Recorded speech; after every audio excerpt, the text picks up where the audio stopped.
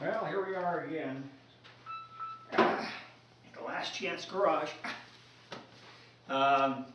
Anyway, I haven't been on for about 2 weeks. I've been stewing stuff around the house and raking leaves like crazy. I've got fruit trees that branches broke off and just all kinds of stuff going on. Now it's starting to get cold. We're up in the high 70s before. Now well, see, today it's 64. Then by the weekend it's going to be down to 40. So yes, winter is coming here. Luckily no snow yet, so we're okay there. But yeah, I had to get some stuff to work on this truck. And one of the major expenses I had to pick up another battery, and a 12-volt battery, because my other one just would not hold a charge. It would be charged maybe a day and a half. I go back out to it, wasn't even hooked up, and it would already be down about halfway. So I said, yeah. So I checked it, and your normal car battery should be about, the resistance should be about 4 to 5 megohms. This was 34 megohms, so it was pretty much shot. So I went down to O'Reilly's, and I got another 12-volt battery, another truck battery, just like I have in the other one, exactly the same type. 140 bucks by the time I got done with that one. And I even had a cord charge, 22. So batteries these days are not cheap.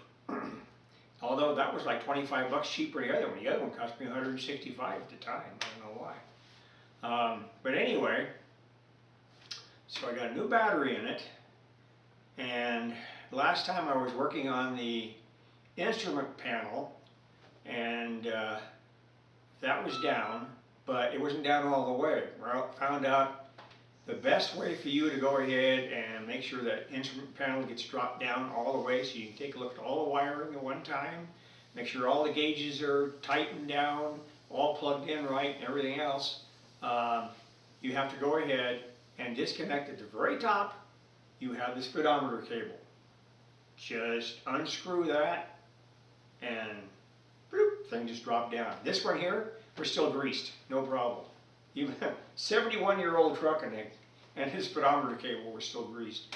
So anyway, I'm going to show you some stuff. Oh yeah, I had to get, since I got to work on the electrical work. So what I got here. First, I've got a couple cans of liquid electrical tape. So we have that. And then I got a 33-foot roll of dual wall heat shrink tubing, and this is the stuff that's adhesive on the inside, so it can't slip out once you got it in there. So I'm going to be using the headlights, the headlight wiring. I'm going to pull the other wiring that's in there, and the fenders, out. And then this other wiring I have for the headlights is a lot better than the stuff that's in there. So I'm actually going to cover it with some of this, and then I'm going to pull it back in and hook it inside under the fenders where it goes. But anyway, I'll show you that, and I'll show you if my batteries aren't dead, and they shouldn't be because they've been disconnected. I'll try using show you what the instrument panel is doing now. Let's see. So I'll turn you guys off for a second here. Okay. I don't know if you can see anything. And it's pretty dark. I only have one light overhead here. But it won't be dark for long. At least the instrument panel won't be. Show you what that's doing now. Hopefully my batteries are not dead. Let's see. Alright, here we go. Back inside. Okay. I don't need to turn this on. If I do. Okay. So that's working. But found out also this switch on here, this is actually a mechanical switch, and locks, opens and locks this top switch up here. So when you go ahead and turn it on, right now I think it's locked, let's see. Yeah. Okay.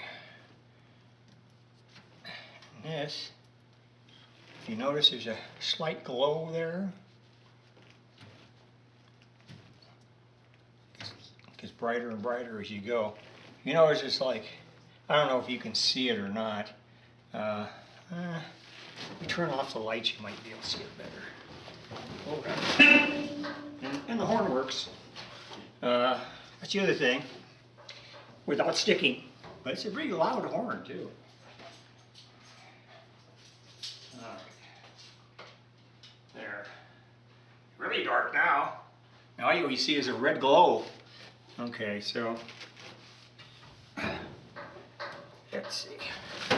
Actually, it's set up. Actually, the switch actually has blackout lights and everything else on it. So it's off.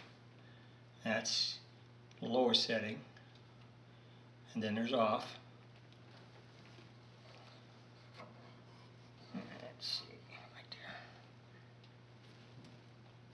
there. And there's one, and there's two. Basically, this is so it's kind of like a blackout situation. They have a red light, kind of like what they used to do in submarines, you know, same kind of routine.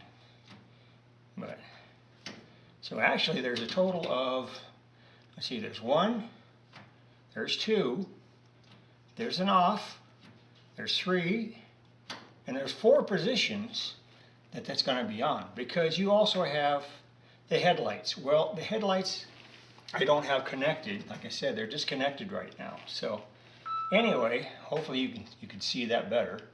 And when I turn this on, all the gadgets go on there. All right, so we'll turn that off. Place that back in the off position right there.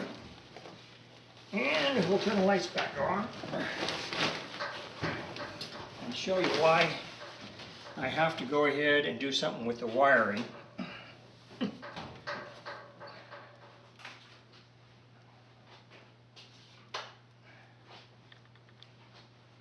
All right, now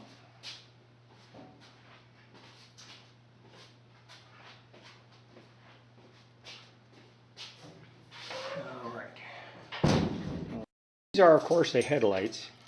And like I said, the wiring on these is perfect. There's nothing wrong with it.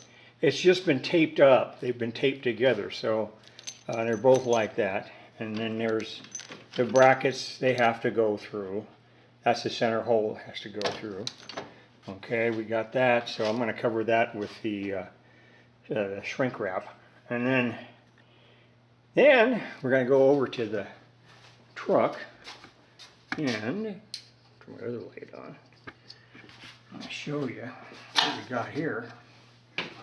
All right, what we have here is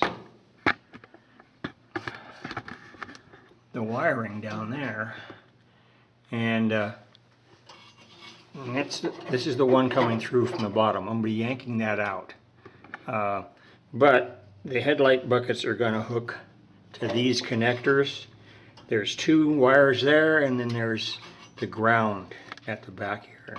It goes right there. So I'll just switch those over.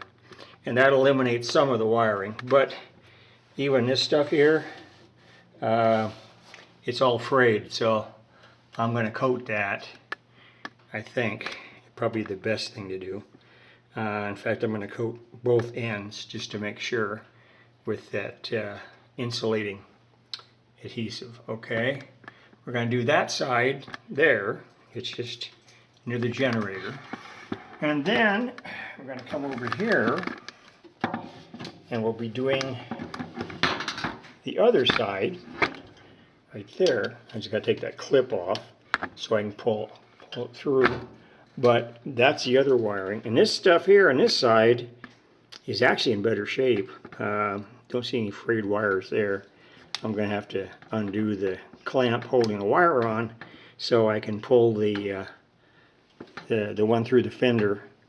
And then I can redo that wiring. So, and there's other wiring over there. And I'm going to have to spray that because that's actually a shield, I think, but I'm just going to play it safe, and anything that looks bare, I'm going to coat it just so I know nothing's going to short out. So anyway, that's what we're doing here. Yeah, all kinds of fun with electrical work. But so that's going to be it for now. I guess I'll talk to you guys later. See you guys for now.